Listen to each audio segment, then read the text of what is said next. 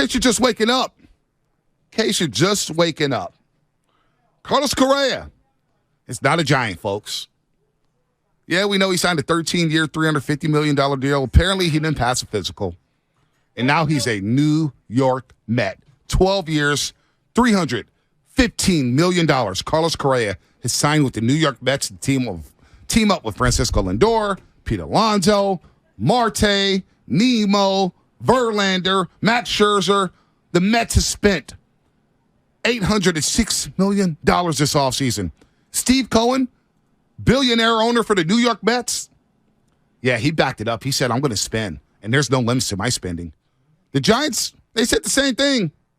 And yet, we see Sean Manaea for 2 years at $25 million, and we see Ross Stripling. So while the Mets, as Guru would say, are shopping at Neiman Marcus and Louis Vuitton and Gucci and Prada, the Giants are still bargain basement shopping.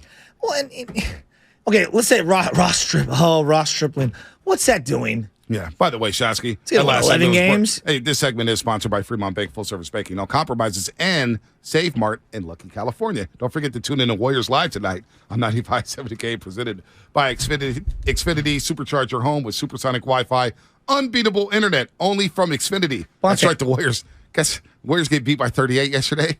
Guess who's on deck today? Kevin Durant and Kyrie Irving and the Brooklyn Nets.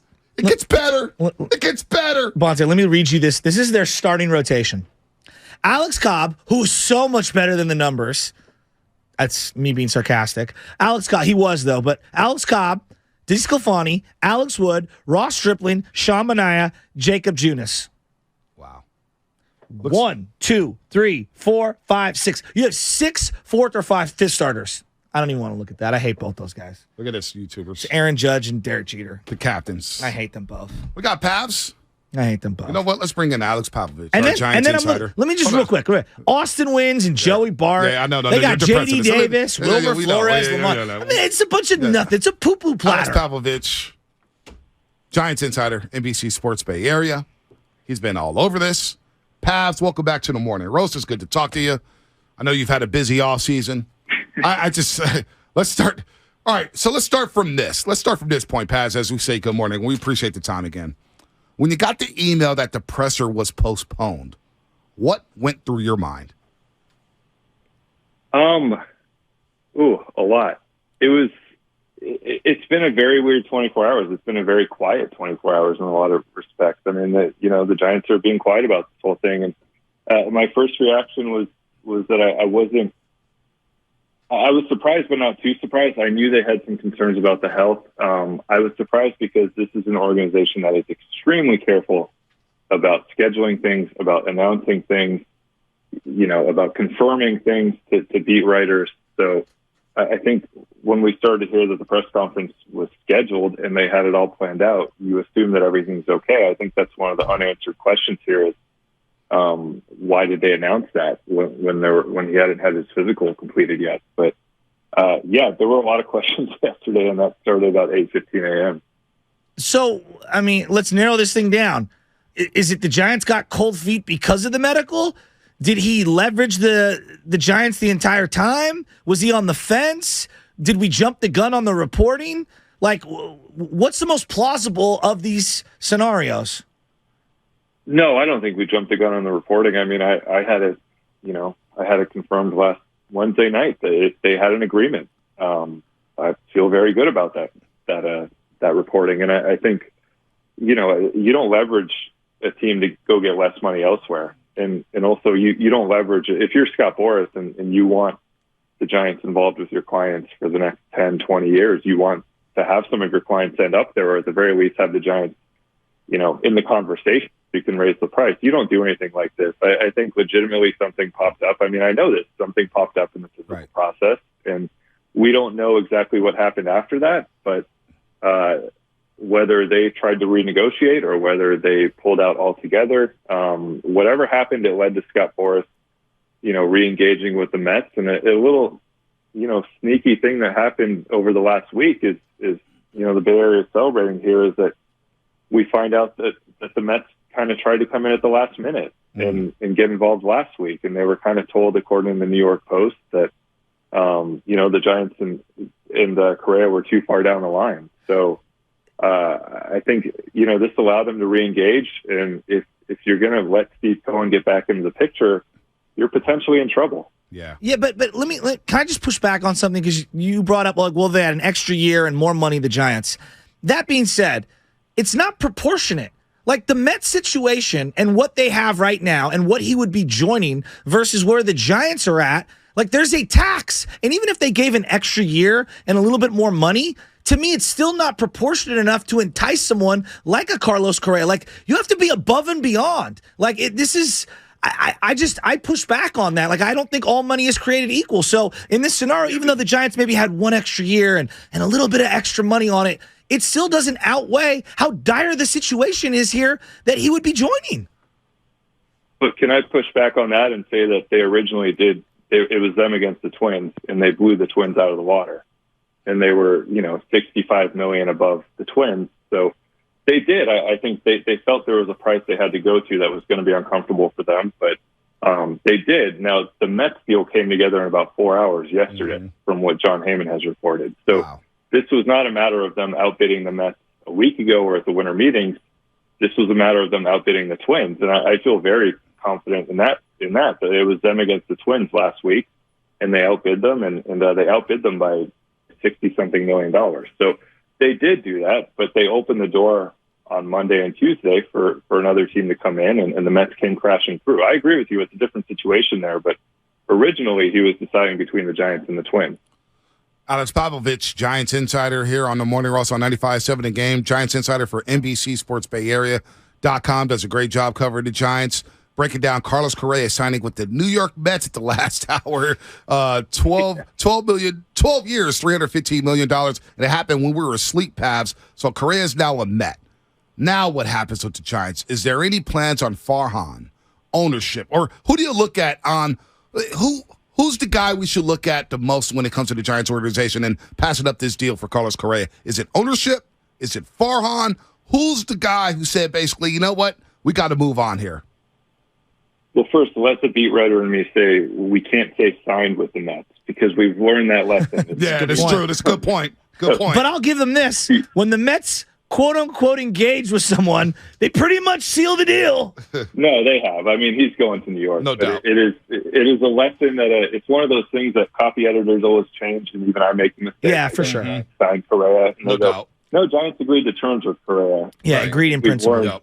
Yeah. How important that is. But, yeah, this is, I hope today or tomorrow or at some point we get some explanations. And I think the Giants, they owe it to their fans, I think. They promised that they were going to go big this offseason. They did go big this offseason, and now it has blown up in their face. And, now it looks like a very middle-of-the-road or below offseason. And this looks like a team that's not better than it was last season when they finished 500. So I do think they set expectations themselves. I mean, this was not, this was a lot of the media, this was a lot of the fans, but this was also the Giants. They did not shy away from the fact that they were going to go after Aaron Judge. They did not shy away from the fact that they were going to, go after that big shortstop class. And they didn't shy away from the fact that they had a lot of money to spend. And, I think they do owe an explanation to the fans about what happened and how this happened and what they do next. Pavs, in your opinion, does Farhan's seat get warmer this season since the Giants have whiffed this offseason? I think everyone's seat gets warmer, and including him. I mean, this is, the 107-win season was incredible. It's one of the best things that's happened to this franchise. But other than that, this is a franchise that right now is in some trouble. And I think not just you look at the record over the last few years and you look at the record last year, but the farm system is not where they hoped it would be. I mean, that's just a fact. It just hasn't improved to the point that they hoped. And I think this is embarrassing. This is beyond anything. This is something we haven't seen before. I mean, we have seen this on a minor scale with other contracts. It happened with, remember there was a string with the Orioles a few years ago where like every year somebody failed a physical, but those were minor deals. This has never happened in baseball history on this scale. And it's never happened where a team watches, a guy just go to another team within the span of like 24 hours. So this puts a lot of pressure on them. And I think, there's going to be a lot of pressure next season to win, and there are no obvious answers really here and how they can kind of turn this around in a way that Judge or Correa would have. Yeah, I mean, they don't really even have a philosophy right now as an organization. Like, they're not all in on pitching. They let Rodon walk. They let Gausman walk. They're definitely not. They got a bunch of fifth starters. They don't have an identity defensively. They don't have an identity offensively other than they platoon the hell out of everything. It's meh. I want to get back into the ownership thing.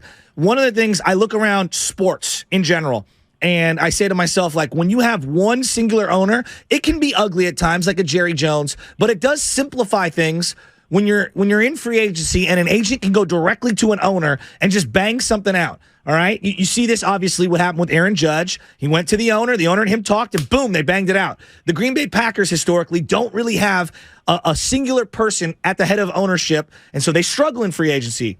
I look at the board that the Giants have, and to me, there's too many cooks in the kitchen. So if I'm someone like Scott Boras, who am I negotiating with? I'm asking sincerely. Is it Farhan? Is it Greg Johnson? Is it Larry Baer? Who's at the head of the table doing all the talking?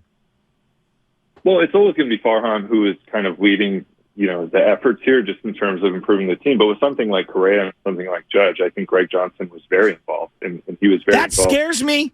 He does not inspire confidence.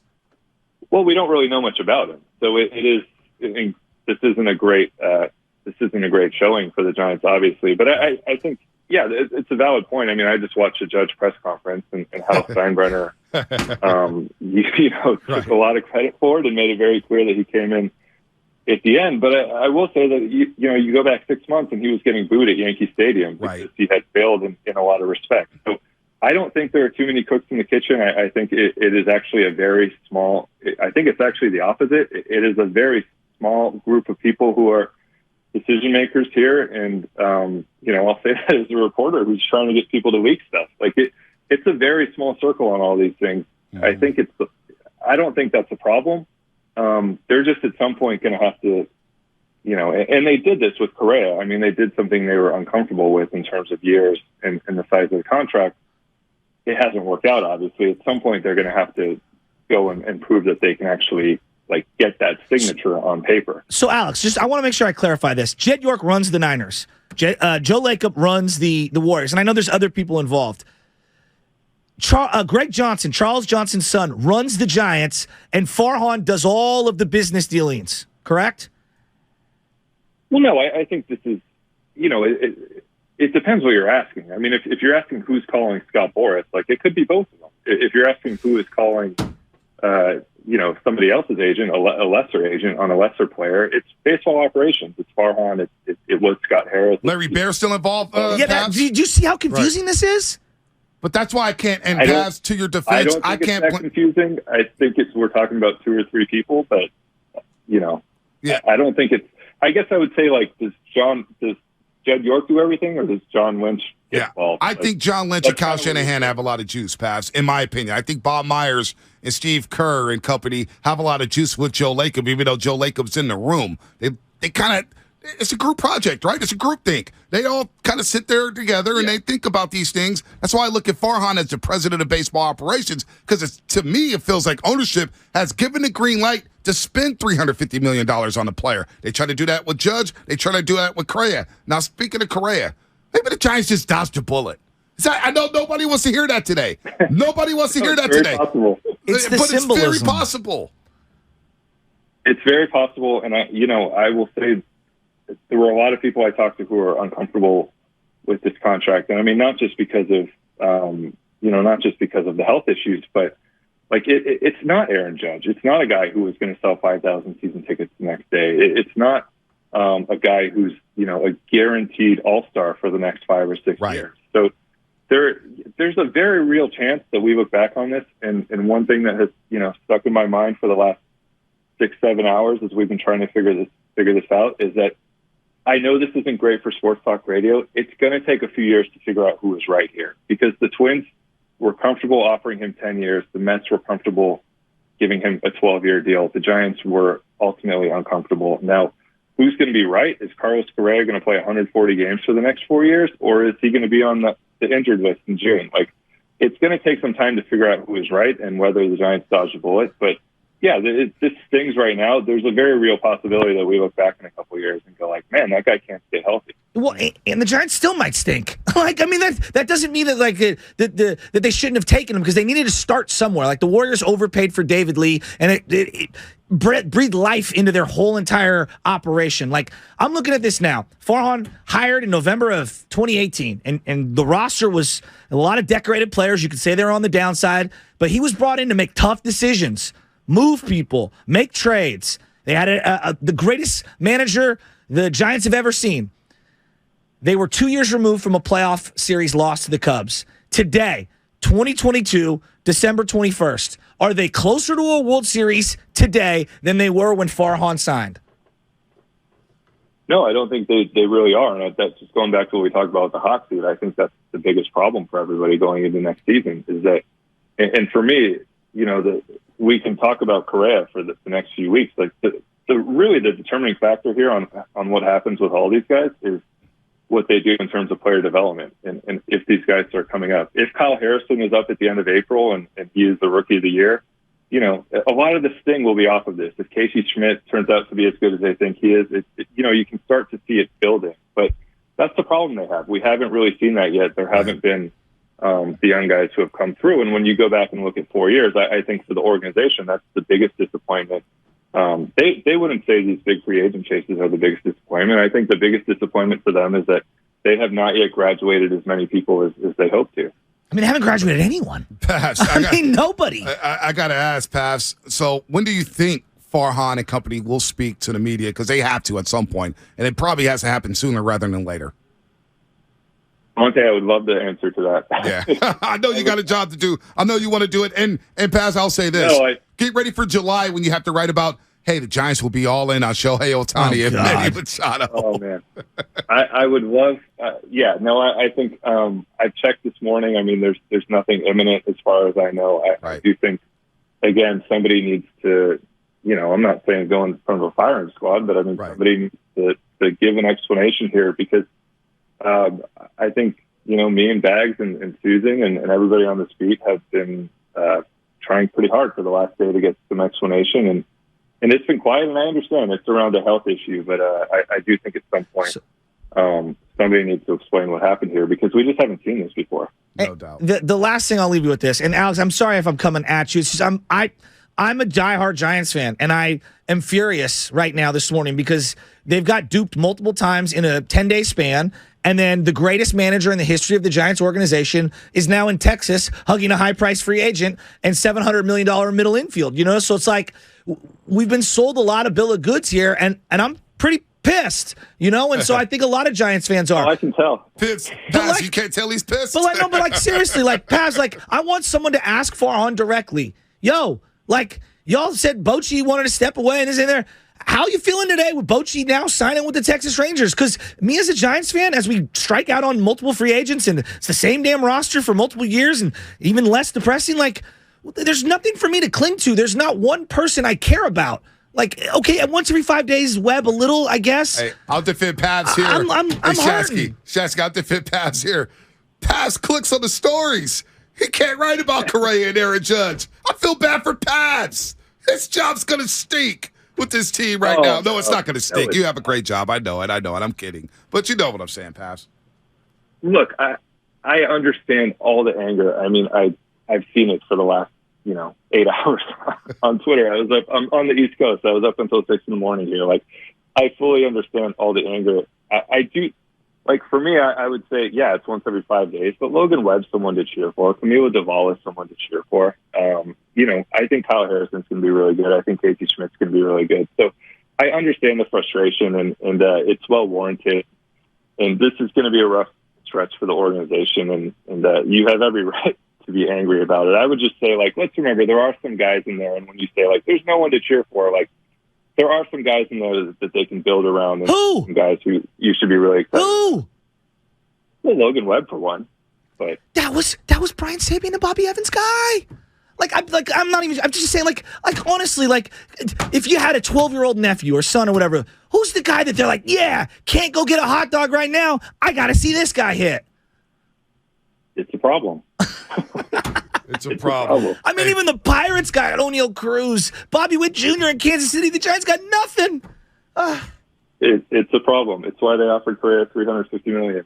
But yeah, it is what it is. Hey, Paz, you're a good sport, man. Thanks for hanging out with us for a few minutes here on No More Than Roast, man. You're doing great work. Guys, and anytime. It's a great offseason. Despite all the losses, it's been a great offseason in terms of writing and covering this baseball team. Paz, take care, man. Thanks, buddy.